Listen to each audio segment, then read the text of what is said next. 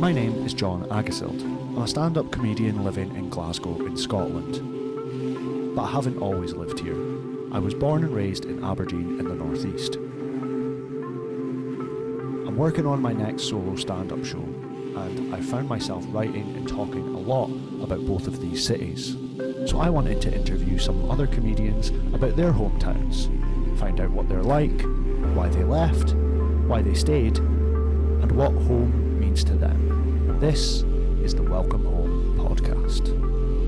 I realise that's a bit, I look like I'm kind of trying to be dominant. Do you know what I mean? Well, you're trying to take up the space. Yeah.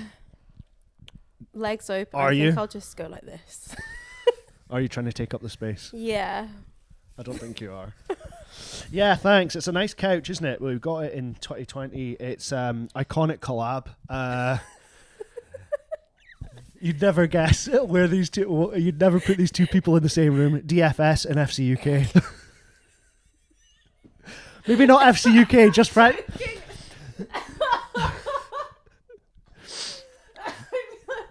I just choked on my own spit. It's not actually FC UK. It's French Connection. I don't know if FC UK is still a thing anymore. No, I think it is. What's more UK than DFS?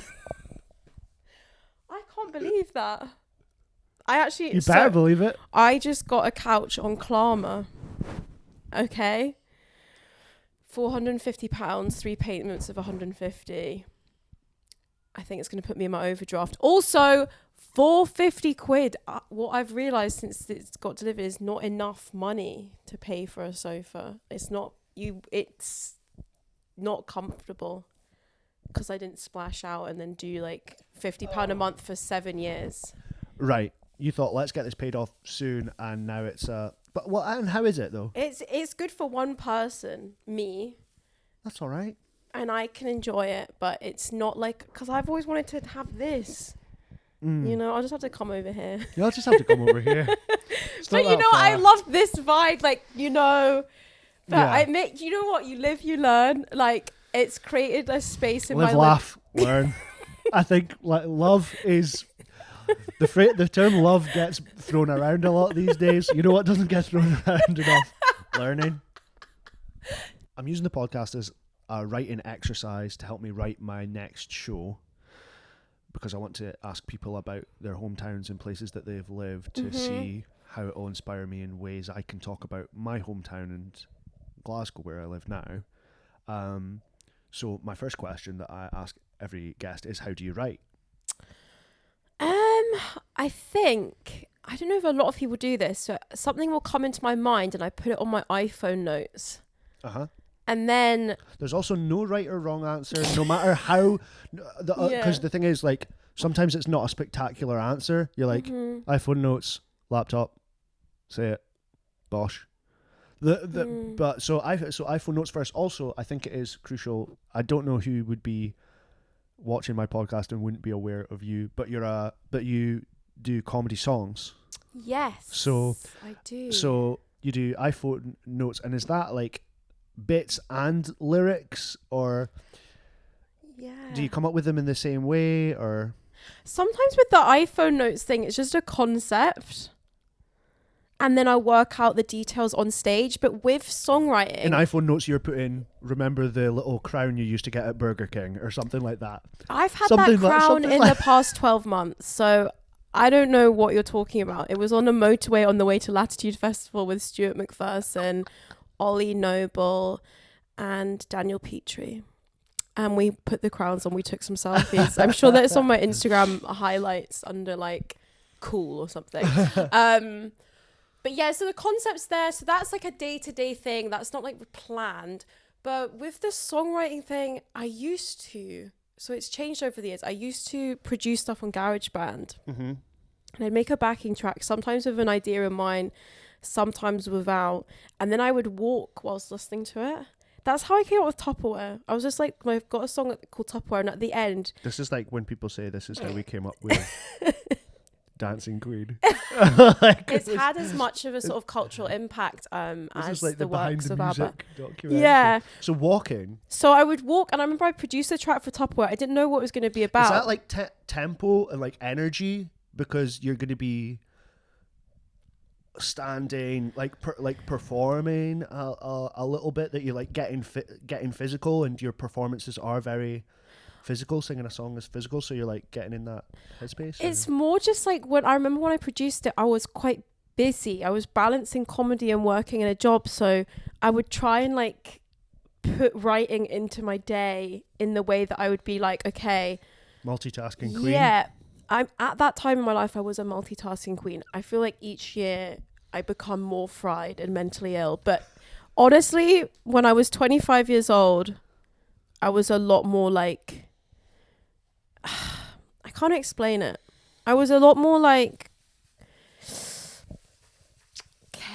chaotic, high energy stuff. So maybe I was like quite burnt out all the time, you know? So I was like, go, go, go. And then you kind of calm down. I went into recovery, calmed down a little bit after that. That was when I first got sober. So I had this kind of manic, newly sober energy, living off cigarettes, ice cream, multitasking queen. Don't know if I've painted the picture, but I remember I produced Tupperware and it has this weird... You painted a picture. It's not it's a kind of crazy picture, but not that crazy. But yeah, the synth line at the end of Tupperware goes like dee dee dee dee dee dee dee dee dee dee dee dee dee dee dee. And I think I was walking and I was like, what could fit in that? And I was working in a sandwich shop, so I honestly used to surrounded by Tupperware. It was like built up high. It was like piled up high all around me all the time. The Leaning Tower of Tupperware. Yeah, every single morning. So I think that's maybe why that was in my sort of consciousness, and so I came up with that. It was in the vocab. It was in the vocab. No, but vocab changes every year. Vocab does change every year. Like your personal vocab. And professional. Professional. Depending if your profession changes. Fringe, but you're fringe, PR. But it was in your professional vocab. It was in my professional vocab as a sandwich artist. So that was that. And then since then, I had a little burst of writing at the end of last year. It feels like ages ago, mainly because I just had like pink hair then, so it seems like a different era, but it wasn't that long ago. And I would go to the studio in Kinning Park and take my guitar, and I would just go for a couple of hours. And I would just be like, whatever comes out. It might be punk, It might be comedy. Mm-hmm. I don't know what it's going to be. So I wrote a lot of my new show that's going to be at the Fringe in August in that way. Just on guitar sessions, and then I would go and try it at like a new material night, and then because I changed my way of working, because I used to produce a whole song, learn a whole song, practice a whole song, take it to a gig, and then it would die in the first minute, and then you just have to like perform it to an audience. It's like, so fucking awkward. That's like 3 times at least as much work that goes into writing a new joke. Exactly. I've never thought about that, even though it's clear. You must have said something along those lines, but you've not explained that. The the downfalls, the disadvantages of that. Yeah. That creative process before. But what and I remember those points when you were going to the studio. And they seemed like they were really good times for times for you for stuff to come out, and you've always got such like interesting like hacks, like the Mitchell Library like rehearsal rooms. Yeah, I never knew that they existed. I don't know who the fuck told me about them, by the way. Do you want to do a public service announcement and tell people about them? Or do you not want to blow up your... I could delete this and you don't want to blow up your spot. I've not really used it recently, but when I was learning to be a tour guide, I used to go in there and practice my tours to myself. There was people playing like trumpet. But you also like practice sets. Rap battles. Mainly rap battles I would practice in there. So it'd be like work in the sandwich shop, and then I'd be doing a gig at the stand doing a rap battle, and I go, where the fuck can I go and practice this rap? It was like the backing track was like Dance With Me, Dizzy Rascal, and Calvin Harris. And then I had that on my phone and I was just playing it. And like a very vocal like electronic bass, like Tupperware, like Yeah, Tupperware. yeah, that was my biggest inspo. Looking at me. Oh. You're right. It's the way that the melody, imitates the God, you know, I actually did do music at school, and that was like, there's a name for that, and I've forgotten what it is, but it's when a I thing. went on Enjoy an Album, I was like, it's so hard to talk about music. I was like, it's so hard. I don't know any of these terms. I know I will say I know loads about music. You know loads about music. Yeah, you know loads. I would also no, you know loads as well. But I think we would both be able to articulate to the same degree, which isn't a lot, but we know loads about. Yeah, but just no actual official copyright terminology. Yeah. But so, the Mitchell. Yeah, the Mitchell. I think that's really interesting. That it's like a public space where you can go and you can perform to yourself. In private. Private is a stretch because it's the least soundproof kind of rehearsal rooms I've ever experienced in my life. Like, I was trying to do a rap battle and I could just hear like a lone trumpet playing like the saddest song ever through the wall, and I was like, they probably hate me right now. They're like training for like their finals at the conservatoire. And I'm like doing a rap that goes, I say chicken, you say bake, chicken, bake, chicken. That was actually part of my rap. I'll never forget it. Got away from the bar. That's a trombone, I think. Which is which? That was a trombone that you were doing there. Don't worry, I didn't she does actually know a little bit about music, actually. I did standard grade. No, I did higher music. Turns out she knows a thing or two. I used to practice, so when I did higher music at school, shout out Crieff High School. We'll get into it. There was a practice room, but it was like attached to the classroom. And sometimes I go in there and I feel like there was kind of noisebleed from the classroom and from my practice room into the classroom. And like there would be like first year students doing like their kind of beginner into like music, and I would be practicing like this crazy like musical theater song for my exam, like in a like fake American accent. So I've always been a fan of the rehearsal room, but Mitchell Library, shout out Mitchell Library. But the guitar thing, the sessions, I think that, and is that just like whatever comes out of me? Whatever is coming out of me. It's coming out of the same source. It's punk, it's maybe comedy, but I'm gonna see if I can, because you had and you're like, and we'll see how it lands. And that's such a great way, because it seems like you're making more efficient use of your time. Yeah. And you're like songwriting in a bit more of a traditional sense, maybe. Yeah. I mean, I'm hoping to next year get a bit more into producing more electronic comedy songs again, and you know, Brat Summer, etc. Yes. I really love Needless to say, electronic sound. I love it. So I'm going to go back to it next year, but I just wanted to take a year where I could try. This is Joanne. A minute. Let's not say it's Joanne, actually. Please don't say, I'm delusional as fuck right now. Only people that like know Lady Gaga's documentary will get how like what we're talking about. Let's not say it's Joanne. I'll cut that out. No, this is not the This is not the Joanne Summer. No, but it's it's something though. Everyone else is having a Brat Summer. Amelia Bayler is having a Joanne. I know, it's all out of sync. Whereas I used to produce comedy songs that was so like that. But sorry. But the thing is with guitar, right? This is what I've realized, because like a lot of musical comedians do play live, and do you know why? Because it like works. Because can pause and you can improvise and you can like riff on whatever people have laughed more at. So I've just been doing that this year, because you also get credit for it being impressive. I mean, I have real problems with getting my guitar in tune just now. I need any, if there's any guitar techs listening, please can you like DM me, because it always goes out of tune. It's I don't know what the hell's going on. I have a tuner. I would love if you rocked up to a gig with like, who were like, is Amelia in a double act now? It's just like you and like a really old roadie.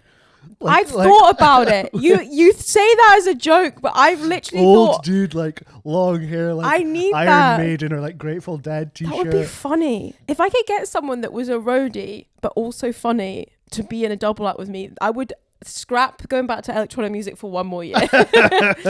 There was a point in your previous solo show from last year, and that you have a routine where you were like, I turned just some like punk songs I used to do into comedy songs. Yeah. And then you presented them in both of their like forms.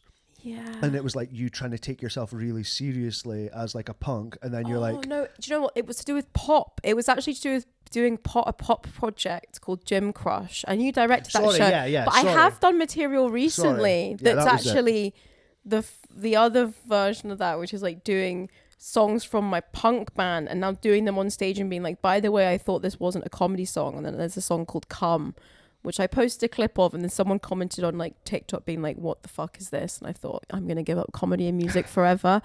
But yeah, it is in the delivery, isn't it? But yeah, in the last show that you directed, it was going like, here's a song that I used as a comedy song, but I also used during a pop project as well, and I tried to act like it was serious. But yeah, songwriting has always like been important to me. But what I was trying to say about doing stuff on guitar as well, you can just take, like, this is what you do. You take a premise to a new material night, and then you try it for 1 minute, and then you develop it. So you can do that with songs on guitar. Like, I'll go doing 5 minutes at the other show at Monkey Barrel on a Saturday night, and I'll do I'll maybe go and I'll take 3 different ideas on guitar that are just like 1 minute long. And then if they work, I'll maybe keep them. Maybe they'll stay as 1 minute. Maybe I'll develop them next time I'm in the studio, or just next time I do a gig. So it's been a different way of working. I definitely prefer, sorry, this does seem very self-obsessed to talk about. I think when people ask me about my music, I'm always a lot more like egotistical than when people would say, talk to me about comedy and specifically. But I think as a musical comedian, using backing tracks and doing that whole pop star thing, which I normally do, that is more of like my brand of comedy. And that's definitely more of like what I would say is like a USP in a way. And I definitely feel completely sets you apart from everybody else on the bill, aligned with myself in those moments. But actually, in order to write more effectively this year and to have gigs where I can handle different types of audiences, the guitar has been very useful. Because if you hit a drunk crowd with a high energy backing track and a song that's a bit crazy at the stand on like a Friday, Saturday night, they're not always going to get that. But I know with guitar, if I slow down a bit and I let people come to me more, that's going to be a better gig for me. So I feel like I've actually learned something this year. But yeah, it sounds like you've learned a lot. Yeah. And it sounds like you've learned a lot. I was just going to say that. Yeah. And in a harder way than everybody else. I think there's times when if you're a harder lesson to learn. Well, when you try a new bit, or if you try any bit in the club and it's just jokes or stand up, see if it's not working, you can just reverse out of it. Yeah. If you've said I'm doing a 3.5 minute backing song with a backing track and it starts to go wrong, you kind of sometimes are stuck in it, and that's precious time. If you're doing like 10 minutes, well, that's precious time in any gig, because you like lose the crowd. So it's probably just from like watching more comedy and just having good gigs, bad gigs, very average gigs that have come to this conclusion. But what I will say is where was I doing this gig recently? Oh yeah, I was supporting Laura Smith at the stand. My friend Hamish was there, and he said that you were great and she was hilarious. Oh, it was such a good gig. He said that, well, it was like saying Laura Smith was great. He was like, and your friend Amelia was supporting her. She was so good. But that was, I actually approached that gig differently, because I did I came on stage, and for a while there, I'd been coming on stage wearing a guitar and being like, I'm a musical comedian. But because I was supporting a stand-up, I was like, you know what? I feel in my body that it's good for me to leave the guitar at the side and go on stage and do 4 minutes of jokes, material about Glasgow, being someone from England and Glasgow, we'll get into that. But and then did some stuff with backing tracks, and the crowd was amazing. And it went well. So the formula changes a lot. But Laura Smith is one of the nicest people ever, and she'd actually seen me at Latitude Festival. She was in the crowd. Oh, nice. And had like posted a picture of me singing What's the Vibe, and she said that her family quote it. So then she asked me to support her, and do you know what? She's just such a lovely person, and like we had such a nice chat just about life and trusting the process, like before going on. So because we had such a nice chat in the green room, see, before the gig I was in such a happy place. I was just really happy, and like awesome, because I'm like, I love conversations like that. You and me have conversations like that all the time. So whereas if it's like, who the fuck books that? Oh fucking hell! I was at the folk Hippodrome and fucking. Yeah, sometimes you're in a green room before going like, on, and the chat can be like actively making you mentally ill. Do you know what I mean? If it's like people talking about content or something. So it just felt really like good for the soul, that gig, and like it really helped me to feel confident about comedy again. But I love that thing of being like, you can always change your mind with what approach you want to take for a gig. As a musical comedian, I guess you have more options in terms of, will I go on with the guitar? Will I do backing tracks? Will I do more jokes between the songs? But then again, people that don't do music, they also have to be making decisions like that. Am I going to do a bit that's about this, that? It's just, you know, it can feel like there are more technical decisions to be made, I guess. Mm-hmm. Or I'm choosing what instrument to use, or is it a backing track? Yeah, like... There's less... Mm-hmm. It's like, oh, I'm going to change the, for want of a better term, like the literal rhythm of the set by like picking up the guitar, and then I'm going to do a little bit in between. But yeah, it sounds like you've learned so much. Also, I remember being on the phone to you and you being like, I think I'm going to start doing like musical comedy. Really? Yeah, I was on the train at Central, like going back to Cathcart, and I remember you. And I remember you being like, "Oh, I want to start doing like musical comedy," and I was like, "Whoa, okay, right, okay." Not being like, "Oh, good luck." I was just like, "Wow, right." Cool. I've done it at chunks though. Mm-hmm, yes. So I think like we both have performed at this comedy night in Glasgow where you get to experiment. And I remember I like produced a song on GarageBand called "Who's Pissing in My Clothes," like, and I didn't know that I was able to produce. I don't know how the fuck. I'd sort of done it as a kid on GarageBand, but then I was like suddenly like produced this track that sounded like a kind of shit pop song, and I was like, oh, this is an option. This is fun, yeah. So, but that's really interesting, talking about the different types of music and the different approaches, and I think that will be so interesting to see, like, where you are at the other side of this show, and like this next solo show, and you trying to and just see your next approach and like what'll come out of that. Not that I'm like trying to skip past what. No, I'm totally like that as well. I literally wanted to do a fucking comparing the two. Like, will be. We'll see. Not comparing to, but like seeing them and being like, okay, this does feel different, but that's really interesting. There's something so grounding about going on stage with the guitar, because you can't pace, you can't. Wow. You can't. So for a while there, I was coming on stage with the guitar. It was simply a practical decision because I couldn't have it on stage because the stage was too small and there were acts on before me. Yeah.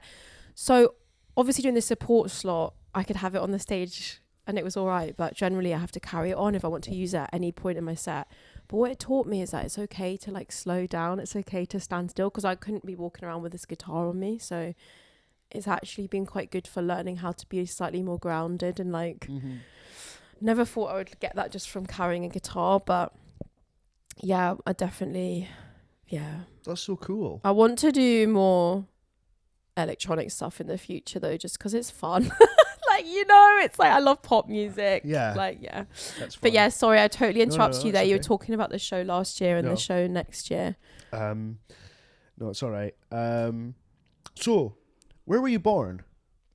London. Actually? Yeah. Really? Yeah. Okay.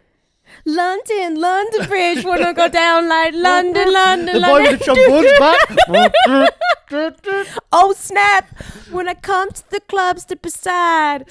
I was actually born in London. Genuinely. Borough? I think I was actually born in Chelsea Hospital. That Very sounds fucking posh. bougie, yeah. That sounds posh. That's also Cesarean. funny. Everybody, not everybody. Most people do Specific. name check the hospital.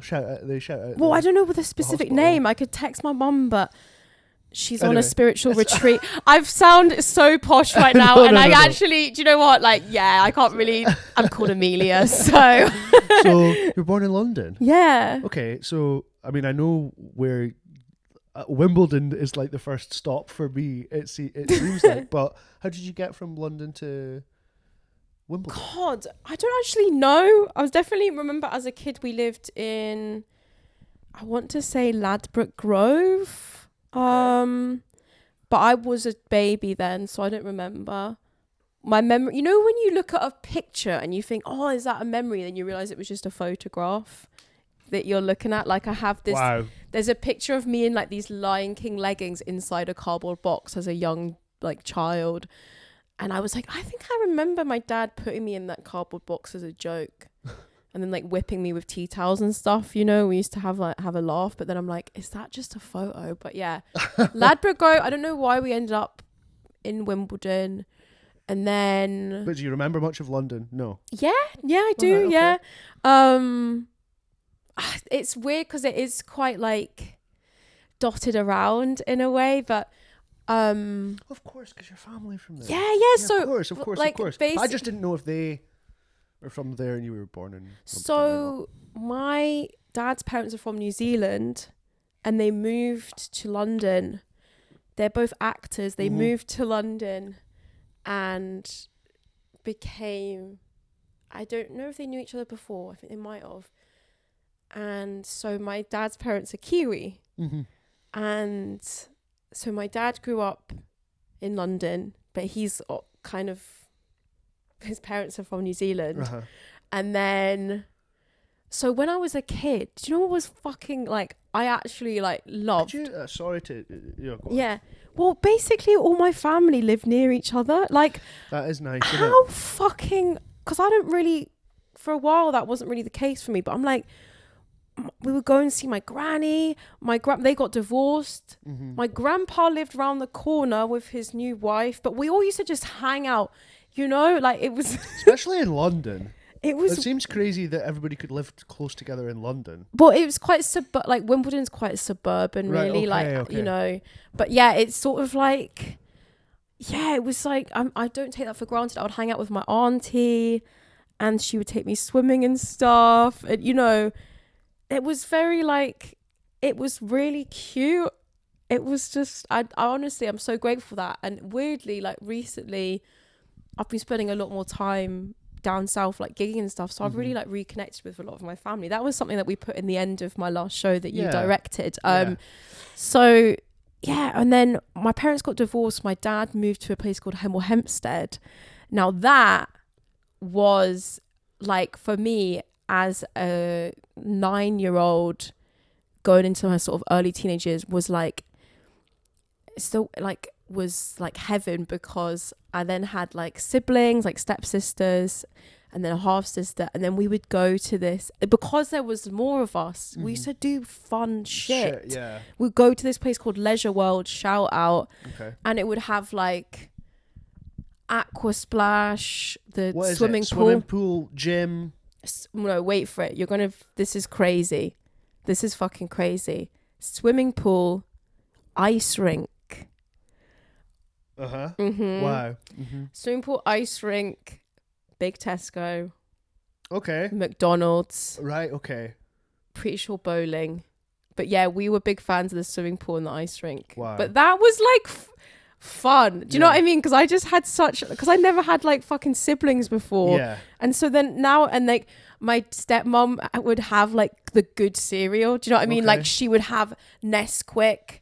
I would get up at like 7 a.m. while everyone else was asleep and just binge eat all the chocolate cereal in the house. I'd make like the strongest Nesquik ever and then like watch the Hoops. Like, and then we'd go swimming or something. Do you know what I mean? I was like, for me, I was like, this is the dream, because things were not really like that before then. Uh-huh. But yeah, also I remember like sometimes we would all go into London, like me and my sisters and stuff. I remember one time we went to this place called the I need to look up where Hemel Hempstead is. Yeah. But we used to go to, the Rainforest Cafe. Have you heard of it? I have. And I remember me and my sisters went there and we all got outfits dressed up as animals, and then we went to the Tate Modern. And I don't know why, I just remember that as like and I was like, it was giving art installation, us all like dressed up as animals. But yeah. Hemel Hempstead, though, many formative years spent. It's a commuter town, I think you describe it as. And then, so me and my mum moved to Scotland when I was 9. So I would take the plane down to see my dad sometimes as an unaccompanied minor. Does that sound... Wow. Whenever kids get the plane by themselves, I'm like, you're the bravest person in the whole world. It was fucking scary. It was fucking scary. A child on a plane is incredible. Snakes on a plane, child on a plane. So you would have like a little escort, a little flight attendant. Do they do that anymore? They do. They must. I remember when I was flying pre-COVID, and, I don't even know when it was. I think it was, and there was a little kid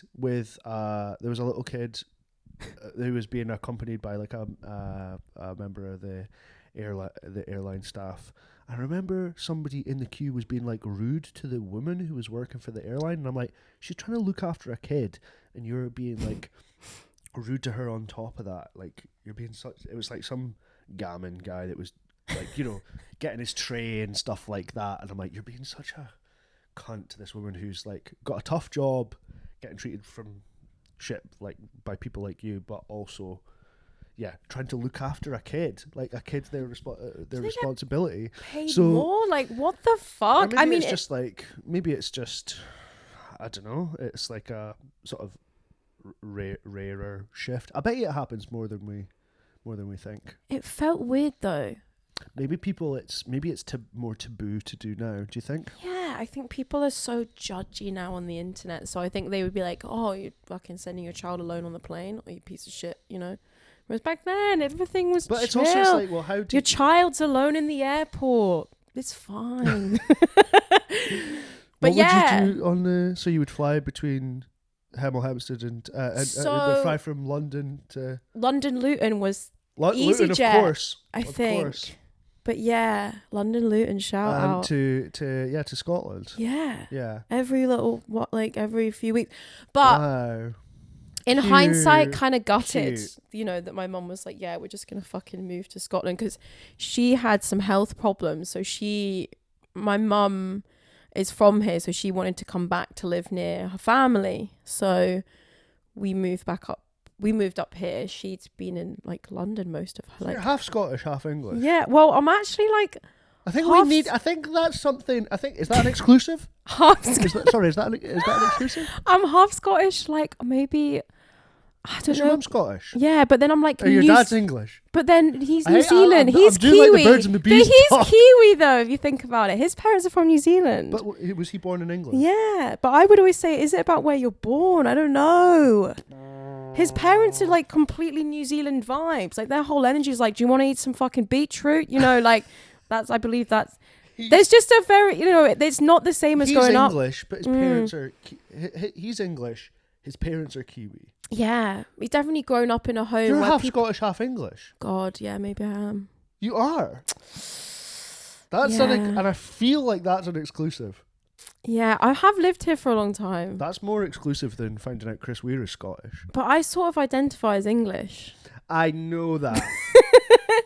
I think it's because when I moved here, I just kind of got like slagged off quite a lot.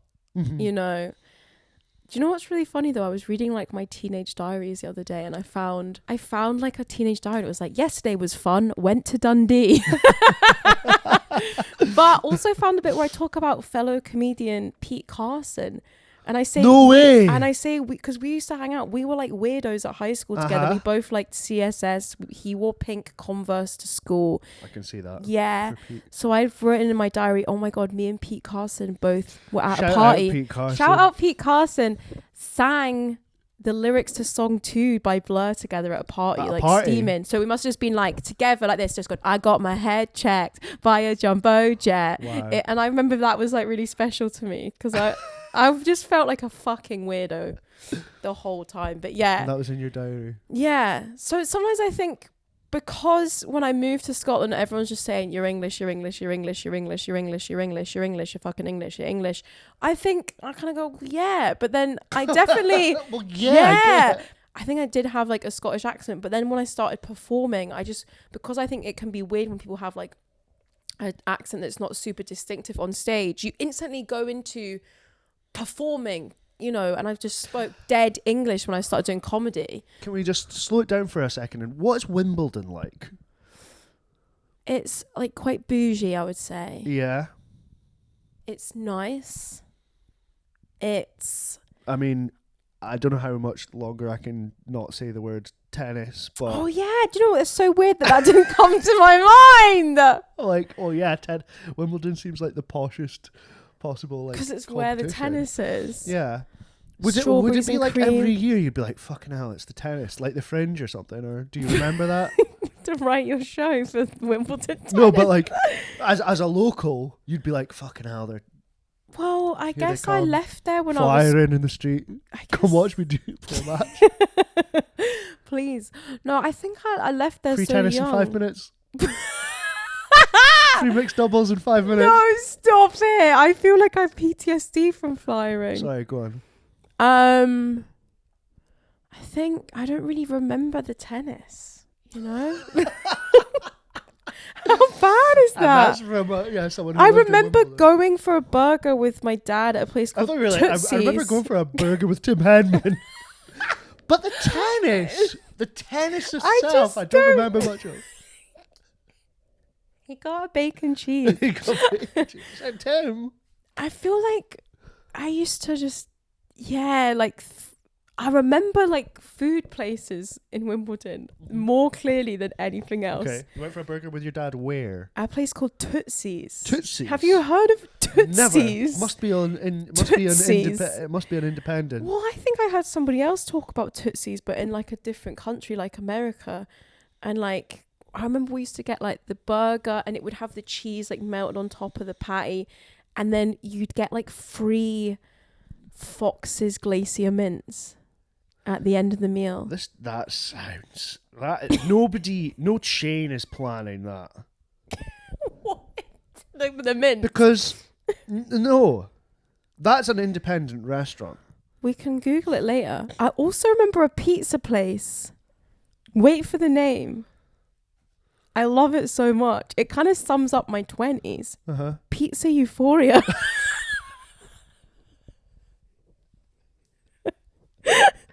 I feel like that's why I got so into raving and like fast food in my 20s was because of this place called Pizza Euphoria.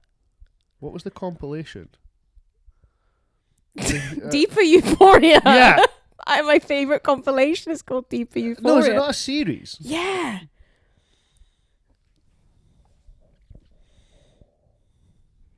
Yes. For the mind, body and soul. I can't believe Pizza you know Euphoria. about that. Deeper Euphoria. You can't believe I know about that. Yeah. What, the Euphoria compilation Yeah, series? because the only reason I know about them is because of YouTube, looking up a DJ called Red Jerry, who's like put out like some stuff. And then my uncle gave me a bunch of old CDs of his, and all of them were like... That's you. Chilled out Euphoria. That's me now. Chilled out Euphoria. I've talked about this on a radio show recently with DJ Anagram on Radio Buena Vida. We were talking about these compilations. What, Euphoria? Yeah. Even I Deeper Euphoria. I guess I know about them because I'm fucking cool, Amelia. Even okay, Deeper I guess Euphoria. That's what it is. I used to, on the train to Edinburgh for gigs, put on Deeper Euphoria mixed by Red Jerry, and I would fall asleep to it like every day after work. I would work at the sandwich shop, get on the train, fall asleep to Deeper Euphoria. That was a whole thing. But yeah. So Pizza Euphoria. Pizza Euphoria. And First time. And what were they? Stone Bake, baby. First ever Stone Bake pizza. Pizza Euphoria. So wait a second. Tootsie's is a burger place? Yeah. Or... Yeah. Okay. It's like burgers. Okay, burgers. It's like burgers. And Pizza Euphoria Pizza. is specializing in pizza. And then there was also like And Pizza Euphoria, they are that's just your first. Is that your core pizza memory? No, actually, because there was Pizza Express. Me and my dad used to go to Pizza Express. So Sure. when my parents divorced, I remember like You just got a restaurant and you say Pizza E, and then you figure out what the E word is. If it's Euphoria, it's Express. And then it's like, well, it's a different vibe from Euphoria. It's Express. Express still sounds intense. It sounds it. It's not. There's Sorry. no hot here, There's but I no do hut. remember Pizza Hut as well. But yeah, I love the ice cream factory. I still went for that recently. Oh, actually. at Pizza Hut. Yeah. So you and your dad would go to Pizza Express. Yeah. Is that sort of like when you'd maybe aged out of Euphoria? No, Euphoria actually came after, weirdly. All of these pizza places That is kind of weird. symbolize a kind of different era, but I just remember my parents got divorced and then my dad and me would hang out. No, I think the word hangout isn't what you say when it's like your dad when you're a kid. No, I don't think it's it's like a not. hangout. No, it's I don't not. think it's not like, oh, let's just, what you up to, bro? We used to go to Pizza Express sometimes or Tootsie's. It would like alternate on like a Wednesday. That was like our day. Pizza Euphoria is spelled with an F, not a PH. Is it still around? Wait, are you taking the piss? Established in 2000, Pizza What? Euphoria has Oh my always God. striven to bring authentic, thin crust, 12-inch pizzas to its customers. Oh my God. Wow. It's nice. It's actually, low-key a nice website. Low-key a nice website. Well, it is actually. Because, look at that. Just those backgrounds. It could be worse. Anyway, so Pizza Euphoria is still on the go. I didn't know that was still there. Sorry, I feel like I was really not listening there. But you're saying the hang with your divorced dad is On a Wednesday. it's yeah. So it's special and important. So that's It's maybe special and important. yeah. Yeah. So I think maybe I think that's why those food places Is are it so safe memorable. to say that divorced dads love Pizza Express? I think yeah. I think that's what we're learning, that divorced dads love Pizza Express. Shout out to my dad. They want to eat pizza, but they don't want to feel like a child. So they're not going to Pizza Hut. So they're not going to Pizza Hut. They're not going to Pizza Euphoria. And so they're going to Pizza Express. But that's maybe why I'm like, Because can you get a Peroni in Pizza Hut? No. my dad also doesn't drink, fellow sober king. Of course, sure. Shout out to him. He's not getting a Peroni. But yeah, I get what you're saying, that like other divorced dads, they'd be can have getting a Peroni. Yeah. And it feels authentic to the dining experience. It's not that they're having beer and pizza. No, they're having a stone baked pizza and a premium Italian lager. Yeah, exactly. Yeah. That's a good point. Maybe Pizza's- not premium, but well, it is. Not anymore though. Not anymore, but once upon a time. It Once was- upon a time, not that long ago. It was. I feel like it was. No, I think about this stuff all the I had a time. Peroni Zero the other night, and it was fucking class. At a bowling club, Really? yeah. I had a dream last night that I nearly had a pint of 0% beer. Mm-hmm. I never normally get 0%. Like I don't drink as well, fellow sober Mhm. queen, but I never drink the 0% stuff. But I had a little dream that I did. Oh. So, so was the Pizza Express in Wimbledon? Sorry. Yeah, Yes, yeah. it was in Wimbledon. So it's quite bougie. Yeah, they used to do this. Probably one of the first Pizza Expresses. Probably one of the first 30 Pizza Expresses in Yeah. existence.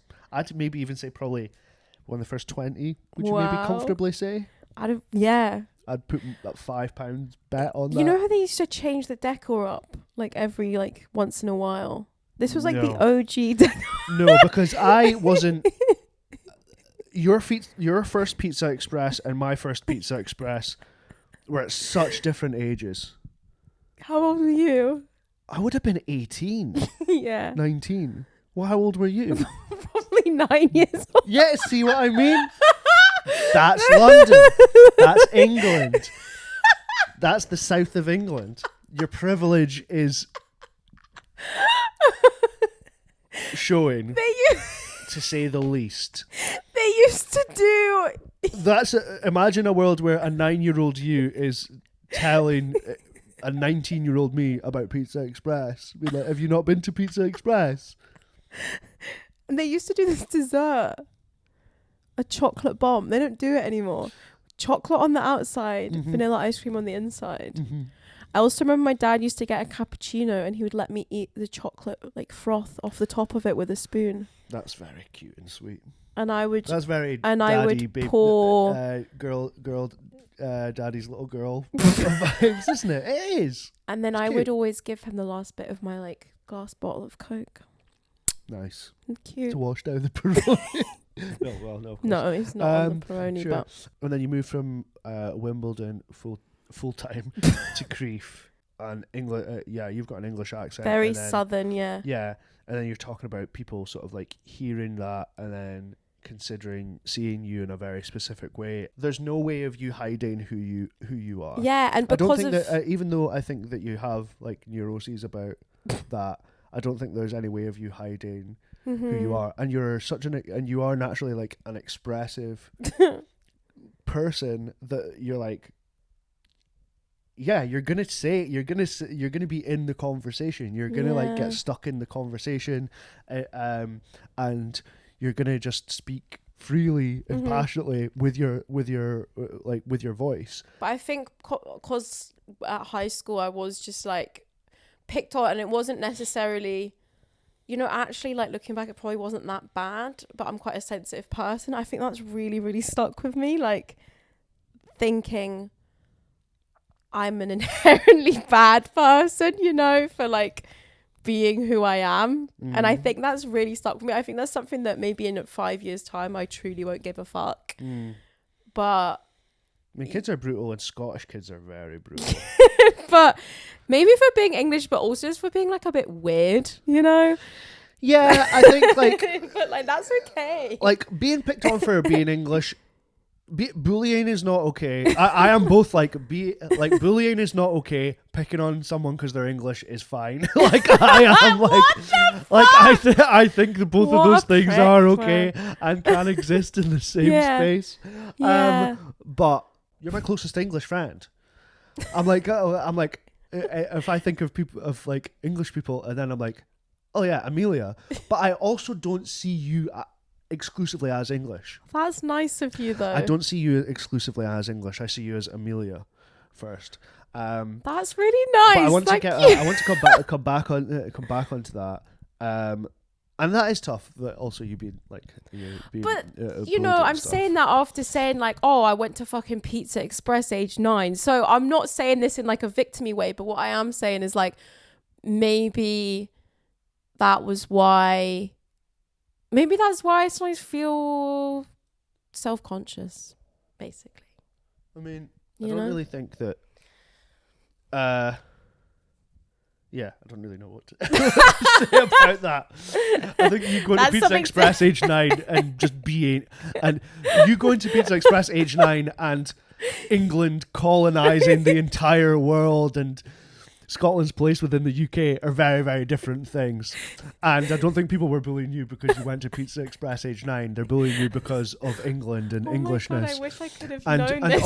Also you being weird is just you and your individual personality. Neither of which you should really be bullied for. Thank you. So what's Crieff like? I've been there once. I went to my friend Daryl and Beth's wedding there. Was it a year ago? Yes, a year ago. And it was absolutely stunning. Yeah. You're just like nestled in the hills. Yeah. And you just feel like in like the arms of like cradled by like Scotland there. And it was so stunning. So you went into secondary school there. Yeah. And right. I think I am. Is that the pulley upstairs? Yeah. I've come here before. I've had this before. I am amazed that has never happened on the podcast so far. And that is, I'll just cut that out. Yeah. But No, I Secondary school in Crieff. Crieff, but like I think with Crieff, it was like a bit Crieff, Perthshire. Crieff, Perthshire. To It is its beautiful. to give it her full title. But like when you're like young, growing up in like a rural town, there's people probably say this all the time. You don't appreciate the beauty. You're just like, where's the Pizza Express? Yeah, that's exactly it. Like you're just like, but like in some ways, I like loved it in a way. Like it was like, I don't know, I just was quite creative, I think, because of being very bored. So I would just hang out and I was quite a lonely person. Like, you know, I did have friends and stuff, but I had this neighbor who we would always just like hang out and like play Mario Kart and like listen to the Shrek 2 soundtrack. And that was like our whole summer. Do you know what I mean? Yeah. And I remember a summer when I would just play James Bond Nightfire and listen to REM's Greatest Hits. Wow. Like, and that was a whole summer. Sometimes sometimes one game and one CD can be a whole summer. So I'm like, that's what I think about is like, and then I remember one time was the blue cover the Greatest Hits with the moon on it. Yes. And James Bond Nightfire. James Bond Nightfire is such a specific reference, but I just remember that. And then I remember like going to the library one summer and then like getting loads of books. That would have been 2003 that came out. Yeah, getting loads of books and then just being like in the library. No, but I remember. Sorry, just imagine James Bond. Because you're the man on the moon. Yeah, that's exactly it. That was it. I'm pushing an elephant. Like it was that for a whole summer. Did it still have the blood coming down the screen? Yeah. What's the big deal with the man on the moon? God. Sorry, go on. No, honestly, that was it. But the library, I remember go to the library and I took out loads of CDs one summer. Like Moby Play, Milo, Destroy Rock and Roll was in Crieff Library. And I remember just listening to music, making websites. You know, you used to be able to like make websites. Like, I don't know what the website what websites was. Would you make? Like blogs almost, like personal websites. And then, yeah, we'd just spend a lot of time doing that, hanging out with my neighbor Hannah, shout out.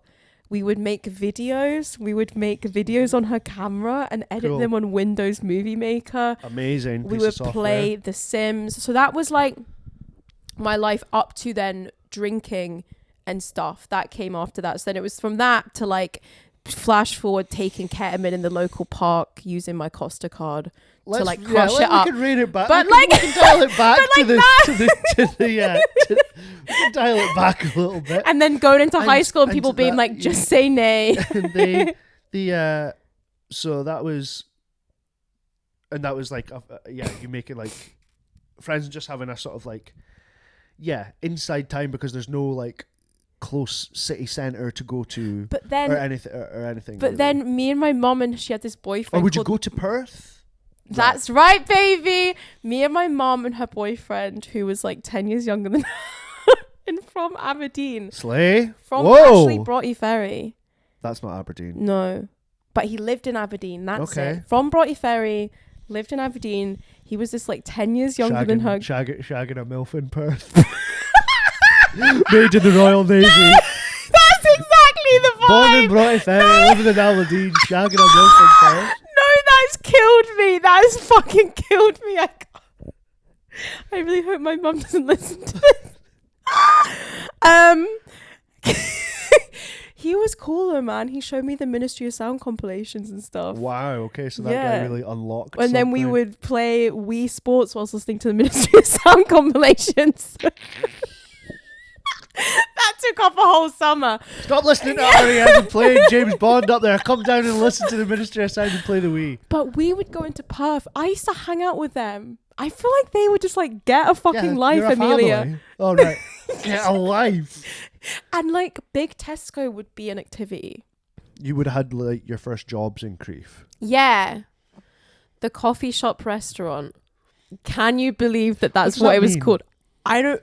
Well, that was the name of it. That was the name The coffee shop of restaurant. the establishment. Hi, And the coffee shop restaurant. I've- Amelia speaking. How can I help wasn't you? allowed to answer the phone. Was I allowed to answer? I don't think the phone was plugged in. I don't think the phone was plugged in. I never heard a phone Okay, fucking ring. okay. This place was cursed.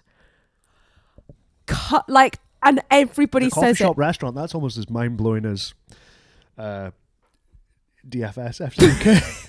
it used to be called Kerry's before that, so people would still call it Kerry's, which really confused me. Hey, is that Kerry's? No, Yeah, sure. I mean, yeah. it was fucking crazy. The guy who ran it used to do this thing where I'd come in hanging out my fucking ass, and I'd be like, have like Maybelline Dream Matte Mousse like smothered all over my face to try and look like I wasn't hungover. Definitely wouldn't have showered. I would have stayed at a friend's in a nearby town called Comrie, probably spewed. So I'd get the bus, go to work, and he would do this thing where he'd have like a cabinet of cakes, and there'd be a variety of different cakes. He wouldn't look at them, and he would recite what was on. It was a trolley. He would recite what was on the trolley. So imagine we're talking, the trolley's behind me, and I would be like this. We've got 3 Empire biscuits, 1 carrot cake, 3 muffins. Like, he would do it. And he's northern. Like, He's yeah, Northern he was a English northern as well. guy. But yeah, that's crazy, right? He would do it like a test to himself, like a game of what's missing every morning when I went in.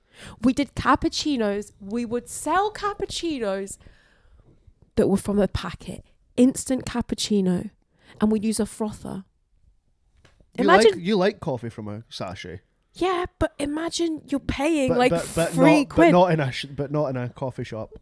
It was crazy. It was crazy. He would sell. The reason it was called the coffee shop restaurant is because he would sell his like wife's old clothes. In What? It was cursed. Did you just? I mean, with respect, it sounds like you've still got a bit of a Stockholm syndrome from the place, because you just said the reason it was called the coffee shop restaurant is because he used to sell his wife's old clothes. Now, if I say to you, do you want to go to a restaurant? The place we go better not be selling some woman's old clothes. So if you go to like a restaurant, you do you still go like, where's this woman's old? Yeah, but where's the secondhand clothes that I can browse? That's what I mean. Is there was a shop attached to the fucking restaurant. Oh, Selling her clothes. And do you know what? I have so much more to say about this. so the coffee shop restaurant. Yeah.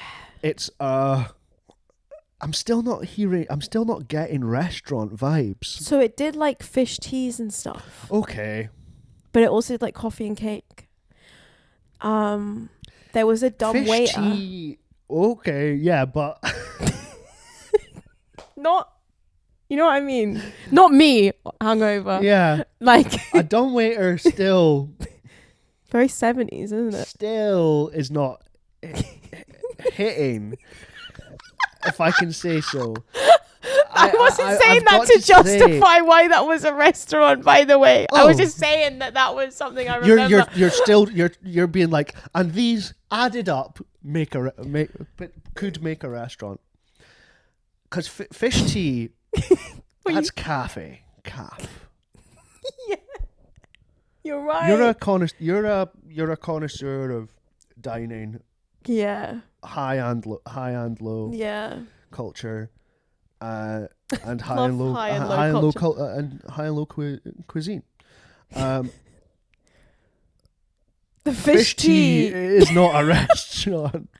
Selling your wife's old clothes, that's the shop. That's the shop element, right?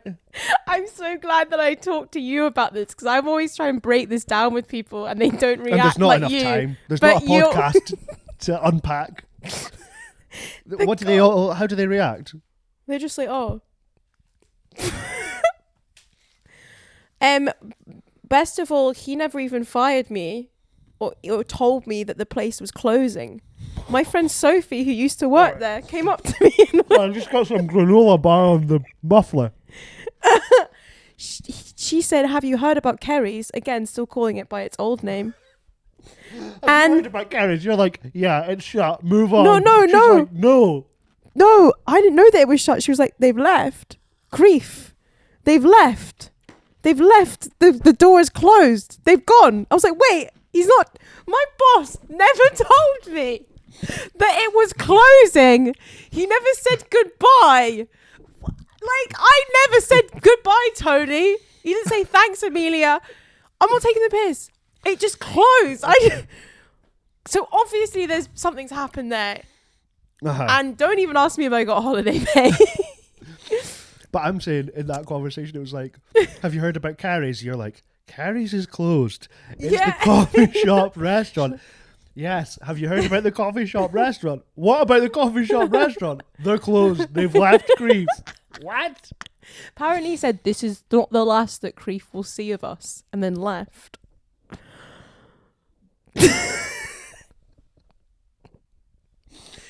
So yeah, that was the coffee shop restaurant. What is it now?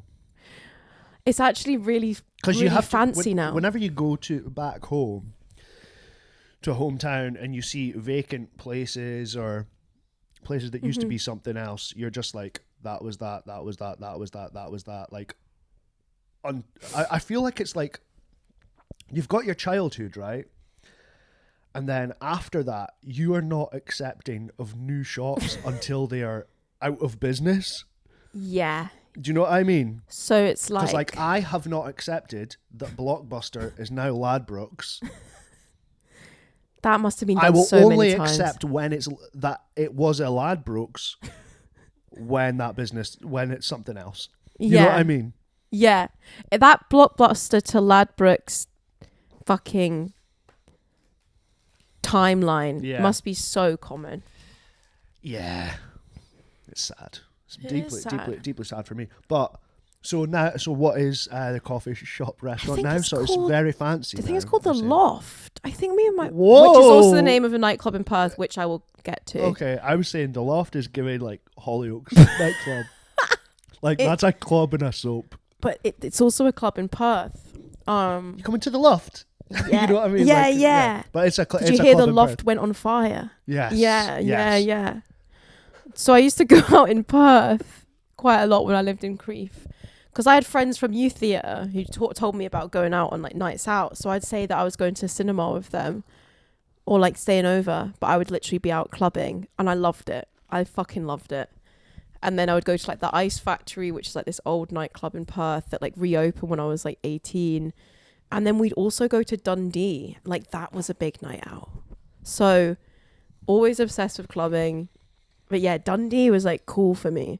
I would go to Dundee to see this guy that I was seeing, and I would have to get like a bus and then a train. And it would take ages. Mm-hmm. Because, I don't know, I thought that was fun. Public transport when you're young and horny to see a boyfriend or girlfriend is such a big deal. It's crazy. One time I lied to my mum. I have to get the train to Stonehaven to see my first girlfriend. I would have to get a bus into town and then a train to Stonehaven, and you're just like, fucking hell. Whoa. But you feel like a legend. You do feel like a massive legend. Yeah. So where else did you work after the coffee shop restaurant? I just worked there, and then I went to like uni. Ready for uni. I can't think of like where I worked. I think at one point I was working. It's just funny to me imagining you being in Creef or like being anywhere else in the world having to explain coffee shop restaurant on your CV, but it's on there. Somebody would be like, yep, I know what you're on about. Believe me, it's on there. Don't need any explanation. It's on my fucking CV. So then you went to uni. Where did you go to? Glasgow, baby. Where we are now. Only chose Glasgow because the clubs. Right. Basically, you kind of mentioned. Went out on a night out. Not even to a good club. I went to Mansion House when it was still open. I had a light up dance floor. And then I said... Where is that? It's where there's like a bowling place there now. It's just... I can't remember the name of the street. It's a street where you can get the bus from east and south. And just before Glasgow or after that, we've made the executive decision to skip over a year in Paris. Yeah. That is dark days, but also very chic. It was très chic, but Très tragique. Très chic and très tragique, but I lived in like a commune. And you fill in the I know it's kind of like it's like how to even explain. I failed my exams as well. How to I ate a lot of. Do you remember Kinder Choco Buns? The eggs with hazelnut in. Sort of, yeah. I ate a lot of them. You're on the continent, you're going to be kindered out of your nut. Kindered out my fucking bin. The snacks were great. So Glasgow. Yeah. So you moved here specifically because of the clubs. And what year was that? I want to say 2012. So 2012. I feel like I'm giving away my age. Dubstep. This is like post. This is like just, or still like the peak of like UK bass. Yeah, stuff, so if you want to think of like labels, it was like Hessel Audio. Like Slugs. And yeah, oh my god, you literally took the words out of my fucking mouth. And like Lucky Me and everything. Yeah, everything what the like fuck? That. Numbers. Glasgow was such like a massive place in the UK for that. And I was like obviously like really into that scene at the same time. Obsessed. But, going to Chambre 69 to see Joy Orbison. That summarizes it. Yeah, incredible stuff. Adieu, truly, that song. Do you remember yeah. I think like the Shrew That Cushioned the Blow is like one of my like favorite like dance tracks of all time. Of all time, for sure. Of all time. Yeah, of all time. Yeah, I would say it was top 10 for me. What the fuck? But what was I going to say? So you moved here for the clubs. Loved it. I had a fucking bookmark on my laptop. Which is also like kind of funny to be like, I'm going to go like here for uni. And I'm choosing like the nightlife, but that's like also still better than my mates are going there, so I'm just gonna go there. You're like, I am interested in this place. Truly. Yeah, I became a club PR like very quickly for Club 520 RIP, like quite a shit club where quite a lot of DJs that are now successful did start out. Like Big Miz, I think, used to DJ there with a club night called Offbeat. With another couple of DJs, but Big Miz now just DJs like solo.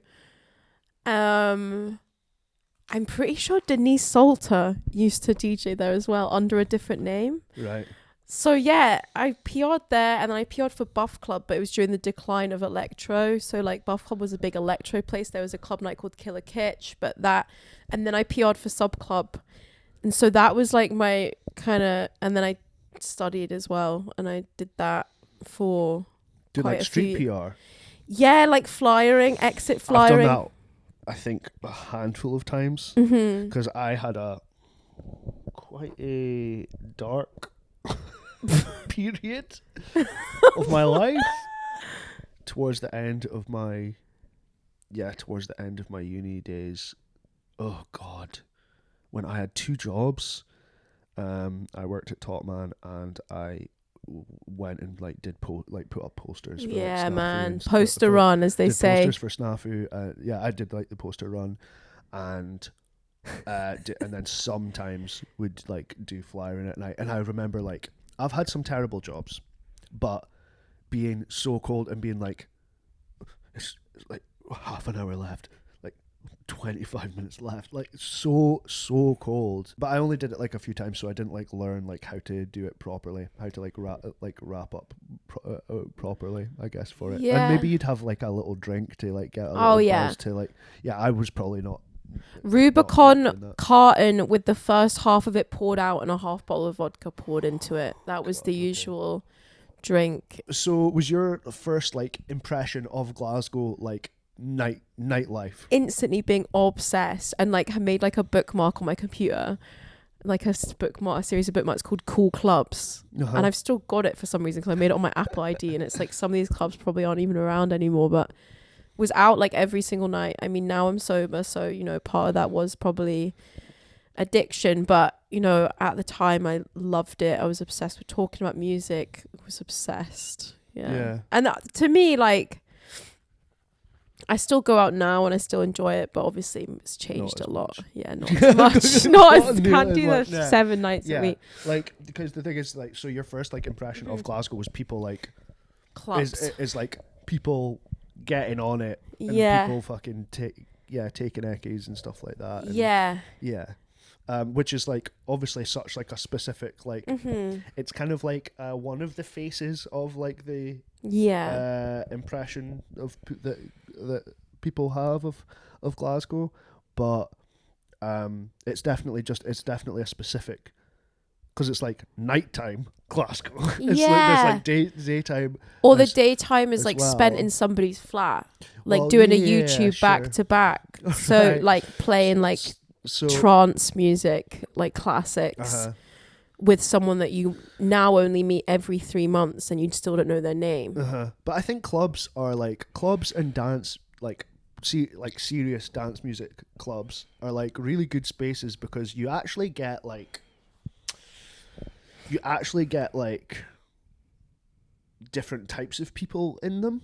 I think the thing with like dance music, I think, is like, I don't know if this will sound really judgmental, but whatever. It's like, it's not intellectual, but it is like it's like taste as well. It's like, you don't have to be like smart to like love it. But there's good taste and bad taste. You can choose your relationship with it.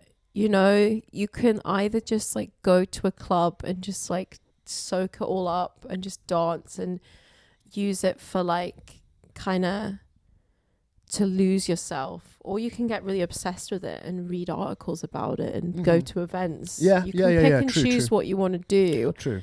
And like, you can go because you want to be part of it in terms of like being a DJ or finding new music, or sometimes it's just purely hedonistic, and any of those ways that you want to consume it is like allowed. Yes. You know, and I think people gravitate towards similar people as well, or like in terms of what you want to get out of it. But you'll always have like people at the gaff. Some of them are like, maybe true, but that's maybe true for a place in Glasgow. No, I kind of said that, and then I was imagining like being at like somebody's. I think that's different, because for me in Aberdeen, like the scene was so much smaller, so you're meeting a lot of different people. Like I ended up hanging out with people that were years above me in school that would have hated me in school, but I just like knew them through other mutual folk. But we're hanging out with like maybe like posher folk, but it's just like, I don't know. It was just like quite a broad church of people who went there. But and then there'd be like some crusty people as well, because like the main club that we went to was like a drum and bass club. It's weird that like crusty's a term that people use now for like people that like, it's like a specific genre, isn't it? It's like jungle, drum and bass. I don't say so, because I think maybe crusty people just do like drum and bass. Yeah. It's not like the word crusty does sound who mad. Like drum and bass are crusty. I would never say that. No, kind of nerds like it as well. Yeah. But my point is that I think in a smaller place, like you'd be more like, oh, I'm hanging out with these people, and there's like fewer. There's, and you're gonna hang out with. Yeah. I say that I often wasn't really invited to hang out with people as well, because I was just like majorly fucked in the head and getting too mad with it and just being a weirdo. But that's a very intense introduction to Glasgow. Yeah, it's interesting because, sorry, just like looking at the time. Yeah. Now, I would say I've got sober in Glasgow, so my relationship with Glasgow is very much like to do with recovery, and then also I've done a lot of comedy here, so it's my whole relationship is very different now. And I walk around the city more during the day. I enjoy walking around. I don't know, I go to the GFT, I go to the cinema, I go for food a lot. Like my activities are definitely more focused in the day now, and it's like wildly different. Yeah. It's like night and day. Yeah. But you know, it's like, yeah, so I've experienced all these different personalities of the city, and it's nice. It does keep things fresh, I guess. I still go out sometimes as well, sober, sometimes to like specific sober events. Those are fucking crazy sometimes. Red Bull and vaping and snacks. But yeah, I don't know. But I've always come back here and like loved it, and have had periods of being away and then just coming back, and I don't know. I think I like its personality. I think I like Glasgow. It's quite a fun city. It is. Even if it's you're the sober. most fun. Like people are funny here. Yeah, it's fun. People are funny. People are like really like feel like engaged with life. Yeah. Like I think. Yeah. And even though I said, you know, when I think about it, I'm like, I mean, I'm trying to think.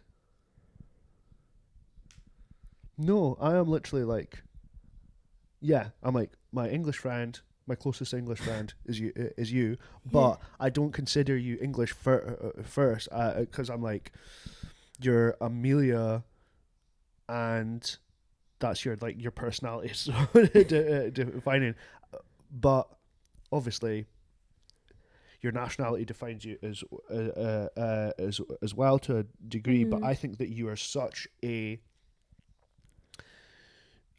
and I strive to be this way as well. And I don't know if this is cringe, but I don't think it is. But strive to be like a honorary Glaswegian. Like I think that you are like you know so nice. much. I can't. But the thing is, I can't say that because I feel like I can't say You'd that. get that in, like, I'm from here. if but you were here in like 5 more years. I feel like you maybe just get it if you've been here longer than 10 years. You know so much about different aspects of the city that you're like that I see you as just like. Yeah, really synonymous with the city, even though that you're not from here, but it's just because you know so much about the city and what it's like to live here, and you're not living in a sanitized version of Glasgow either. No. And nor am I.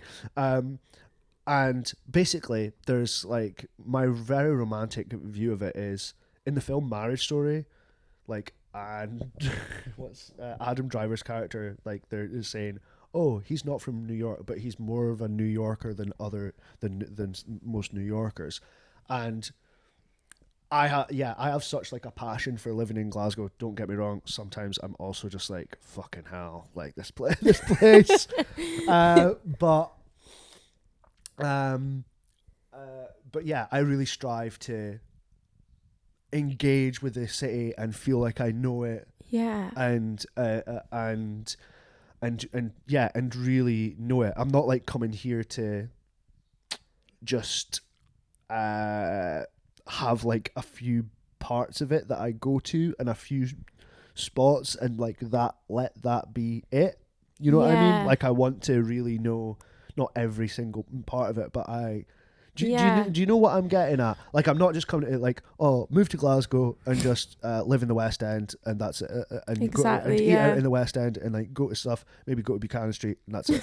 Like yeah, that sounds so shite, doesn't it? Fucking so shit. Yeah, no, that does sound like very bad. You know what I mean? Yeah, no, I love I love like all different parts of Glasgow and stuff, and my mom actually moved here. And wow. And during lockdown, you're doing so much for the local economy. You're bringing people here.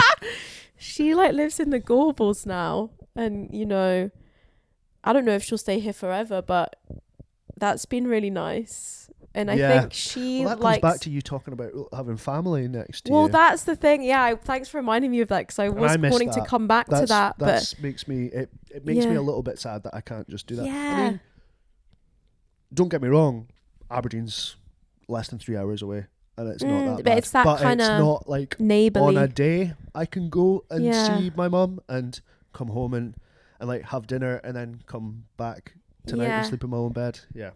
Yeah. So your mum's here. So and she moved up during lockdown. You said. Yeah, she moved during lockdown, and she's had a life. She's moved around. She's loving it here. She's had some different marriages. She's loving it here, but she likes it. I think she's got a good community of people here that she's also sober. With all my family, we are sober now, but we've not always been sober, so that's we need help. That's how it works. Yeah, that is how it works. But just in case you thought we were boring, we're actually the opposite. We've all had interesting lives. But yeah, I think there's a good sober community for her here. And she does like all this kind of spiritual shit. And I was going to say, because you can only really speak, you might want to only speak to your own experience, but to go from like being involved in the sober community in Glasgow, it's like, and being involved in the nightclub community in Glasgow, and then being involved in the sober community in Glasgow, and that's not high or low or a better than or worse than, but that's like really like getting your hands dirty in a city's character. Do you know what's amazing though is like there are overlaps now. Yeah. As we move forward each year that I've been sober, like those communities overlap more. I'm not always like hanging out in both those spaces or whatever, but it's just like it's good to see that. And as people get older as well, I was like 25 when I got sober. That was only 10 days ago. I'm 25. No, I'm joking. I'm joking. I always like say a different age on podcasts, but my showbiz age is 20. So I think it's nice to see more people from the sober community like clubbing and more people doing clubs that are sober, etc. Like it is nice. So those two spaces are not as different as you think. And but the way that the way I operated in them is extremely fucking different. But classically operate. My life is completely different today. But but you're seeing sides of a city. Mm-hmm. In different ways, and I've seen sort of sort of dabbled in this sort of sober side and stuff of Glasgow or whatever, but you're like, right, okay, I'm really because you could go to a place and you could be like, oh, there's like a meeting that takes place in there, and somebody who like lives there might not have a clue about it. Yes. You know what I mean? That was born here might not. But now I have this fucking encyclopedia in my head of all the meetings and where they are, and I can think, okay, that's my schedule this week. I mean, things change sometimes, and that annoys me. But like, I'll be like, oh fuck, that's times change, the locations change. But yeah, it's like I've got this whole. It's the same as like when I used to go clubbing. I'd be like, oh, what's on at that club on that night? I Am used to be on a Tuesday at a sub club. Wednesday used to be this night called Sub Rosa. Like, why the fuck do I know this? Subculture. Friday, Saturday, Sunday used to be Optimo, and now I'm just like Monday AA, Tuesday AA in a different part of town. And it's like maybe I have a good memory, but I think you've taken to like talking about like moving from England to Scotland and people maybe like, picking on you for being English or something, like that has not stopped you from actively still throwing yourself into like parts of Scottish culture or like typically Glaswegian culture, such as like clubbing and comedy. Oh my god, yeah. Like clubbing it's is like, you're maybe not presenting as English, but at afters and in the club when you're meeting people, you're like chatting and stuff. But it's maybe people are not as accepted of you initially, but you've won people over. Oh well, that means a lot. No This doubt. is the kind of thing that I think about a lot and worry about a lot. But I think like because this is maybe you'll lead us into our sort of like final bits, but I gotta go to work soon. Working in Tootsie's, well, in a burger place. I think, do you know what? Like you're talking about being accepted and stuff. It is so interesting, isn't it? How as human beings. That's all we want. Well, when you go out on stage and start doing a set in a club, you're just looking to be accepted by the crowd straight away. And that's why it used to traumatize me, because I used to die a lot. Whereas like now I just I have this joke now. I talk about how I change my accent a lot when I'm like on my street. Mm-hmm.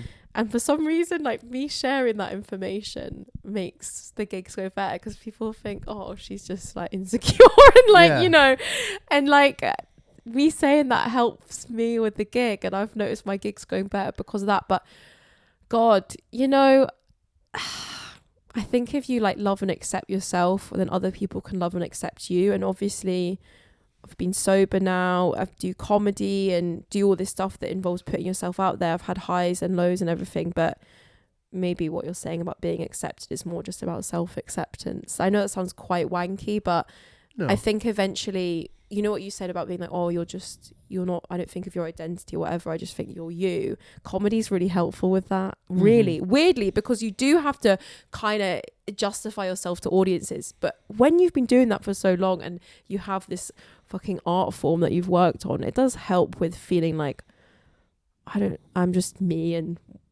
just do my style of comedy and that's that. And I think I was speaking to my sponsor the other day and she was so helpful. Sometimes I really struggle with comedy and what do I do? Me too. And she just said, you've just got to be you, you know, and you've just got to like, and you're not like other people. Mm-hmm. She's like, your brain isn't like other people. You're neuroatypical. I'm like, you know, an addict, come from quite a chaotic family.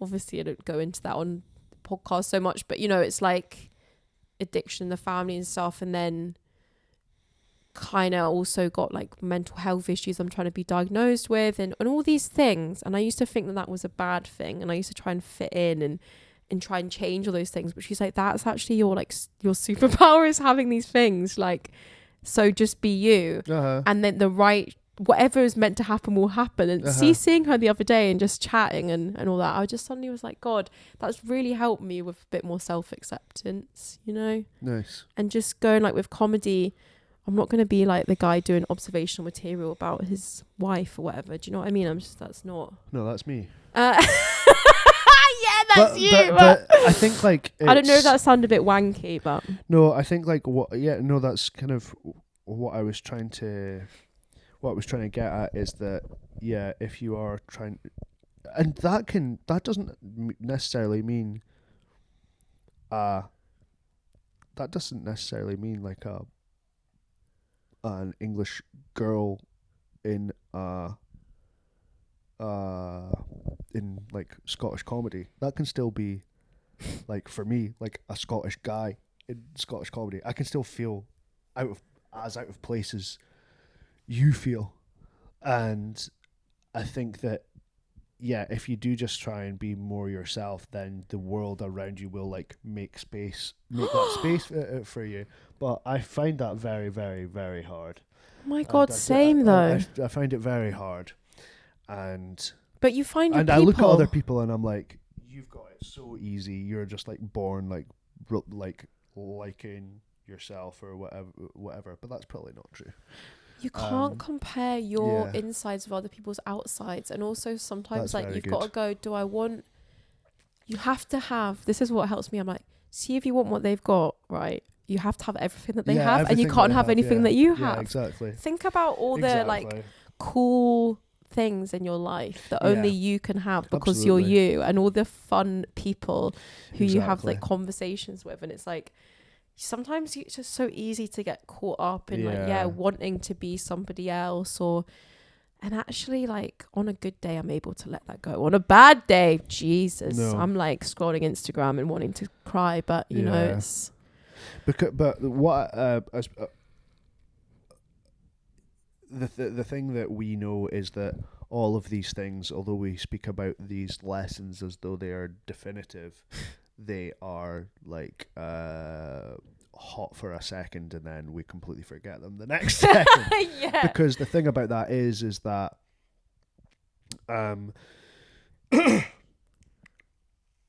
I'm kind of trying to say like you're. I mean, even though like you're doing Glasgow on a harder mode than everybody else because you're like a blonde English girl with a certain accent. But you know, when you come out on stage, you're looking for acceptance. You're no comedian's looking to be at odds with the audience, but you're wanting to accept him, and I think that this will maybe lead us on to our final points, but the thing about Glasgow is, they're so friendly and they're so welcoming, but it really is like on their terms. Yeah. You know what I mean? Yeah. It's like, I'm only fucking joking. I'm only kidding. Mm-hmm. You're all right. Sort of thing that does put you on the back foot a little bit. Whereas some other places you might be like, they're maybe not that friendly to begin with, but they will warm to you. What is a home comfort to you? Would you say? What is a home comfort? Oh my God, in my actual house. It can be in your house, or it could be a home comfort that is specifically Glasgow. Or maybe Perth. Or no, Glasgow is the place where, like, when I came home from like London, like gigging, I was like, oh, thank God, you know. And I had a really nice day at the Barras, you know, after I'd had a really tough gig in London, and stuff like that is very comforting to me. I like going on a big walk. I love walking along the Clyde from like where we stay along into town. Finiston. We don't live in Finiston. So handy to walk. We don't live in Finiston. We don't live in Finiston. But yeah. Yeah, like walking along the Clyde is for me like that's mega comforting, self-care vibes. I like to do the full walk along all the way into town, but sometimes I like to do the full river all the way to Clyde. Yeah. Sometimes I go to Clyde back. I like to do the full river. So that'd be a home comfort. Yeah, that's a home comfort. Like that really helps me, and then grounding. It's really grounding and comforting. And I'm a very anxious person, and that's beautiful. Sometimes I have really bad days with my mental health, my men's mental health. No, just with my general brain. I'm so anxious that I can't even stay in the house, and all I can do is walk. So I walk a lot during periods of anxiety. So if you see on my Instagram I'm posting 30,000 steps, you know shit's wrong.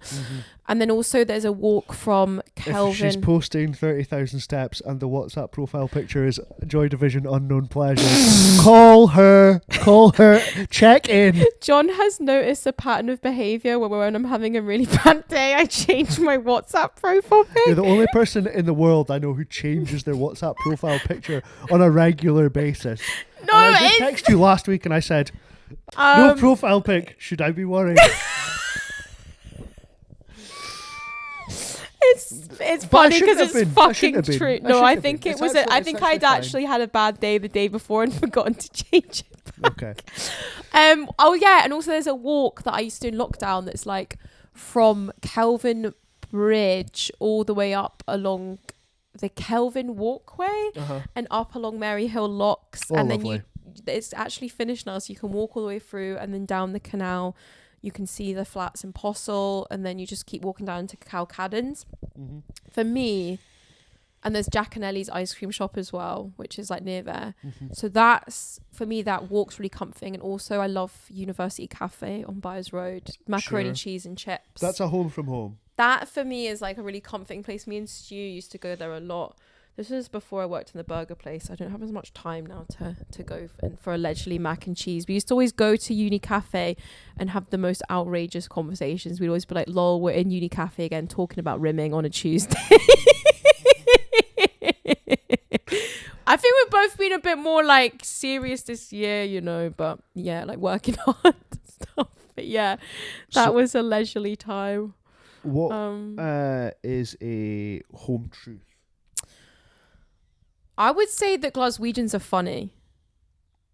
Is that a home truth? You just say what you want to say.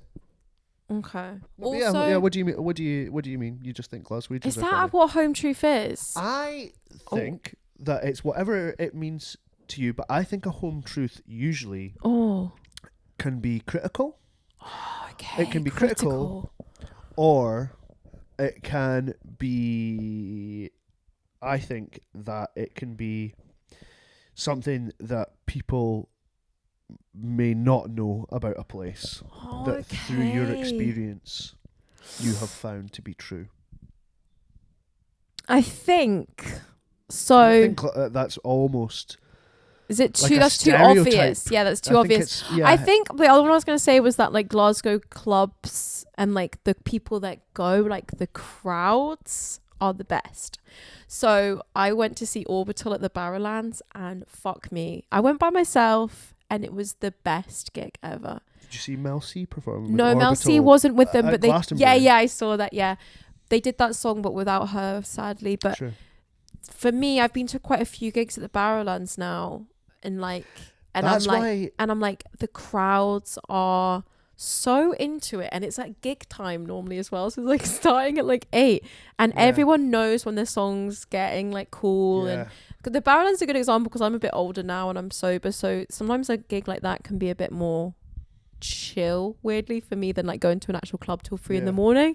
But yeah, I think Glasgow crowds and Glasgow just gets dance music. Like, it's just so built into the kind of culture here and identity that I'll be in the burger place and I'll put on like 90s dance playlist, and you see everyone coming in knows that all the words. Like, there'll be a group of girls who are like 20 singing along to Mr. Vane by Culture Beat. Do you know? Is it Culture Beat? Yeah. And I'm like, wow, I love this shit because I'm obsessed with like 90s dance. I go to the Barrows and get compilations, put them on my laptop, find new tunes. I bought like a DJ's old record collection, CD collection, like CD wallets for like 30 quid from this guy at the Barrows, and I've just been importing it, and it's like all these labels that I love. I don't know who this guy is, but it's just so built into the city's identity, people of all ages, all generations, and it's just like people from all different backgrounds. I love it. It's just it's kind of a unifying thing in the same way that, like, I don't know, pizza is unifying. Macaroni, cheese and chips for me is unifying. Right. Like, these are all things that you can just enjoy and connect with people over. So yeah, that's what I love most, and it's a home truth. Oh, that's nice. That's very nice. Thank you so much for coming on. Thank you. So what do you want to plug? Doing the Fringe from the 2nd to the 14th of August at the Waverley Bar. Thank you so much. Well, that's cool. The Waverley Bar is a great venue. I saw Kathleen Hughes last year at 12:15, and I'm doing my. We were there, together, we loved it. Yeah. See, we do actually hang out outside of this podcast. Yeah. That'll be great. I'm really looking forward to seeing what that show is like. So it's only for just a couple of weeks. Yeah, fucking hell. 12 days. Nice, good for you. Do that. It seems like a lot more people are doing like. I'm also commuting, but I just love hanging out at home. So.